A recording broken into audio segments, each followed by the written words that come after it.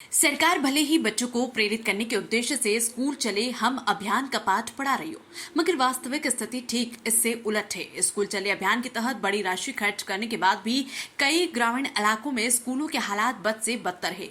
साथ ही घर से स्कूल तक पहुंचने के लिए बच्चों को नर्क के रास्ते से होकर गुजरना पड़ता है।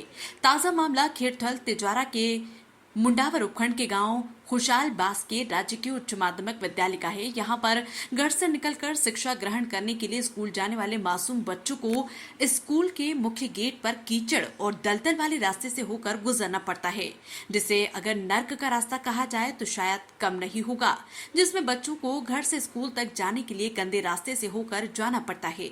इस कठिन राह पर कई गड्ढे होने के कारण बारिश के दिनों में ये दलदल बन जाती है। आजादी के कई दशक बीत जाने के बाद भी आज हम भले ही आजादी का अमृत महोत्सव बना रहे, लेकिन कीचड़ भरे रास्ते से स्कूली बच्चों को जाते हुए देखकर यकीनन सरकारी सिस्टम पर आपको गुस्सा तो आता होगा, मगर उससे ज्यादा तरस तो उन मासूम बच्चों पर आता होगा जो रोजाना डर के साए में इस कीचड़ भरे रास्ते से गुजरकर अपना भविष्य संवारने जाते हैं। कीचड़ से खराब हो जाती हैं किताबें। कई बार तो इन नौनिहालों को घुटने तक कीचड़ से होकर गुजरना पड़ता है। कभी किसी का पैर फिसलता है तो कभी कोई पूरा का पूरा ही कीचड़ में सन जाता है। बच्चों की माने तो कई बार इनको चोट भी लगती है। यूनिफॉर्म और कॉपी किताबें भी कीचड़ में सन जाती है। मुंडावर से राहुल रावल की रिपोर्ट।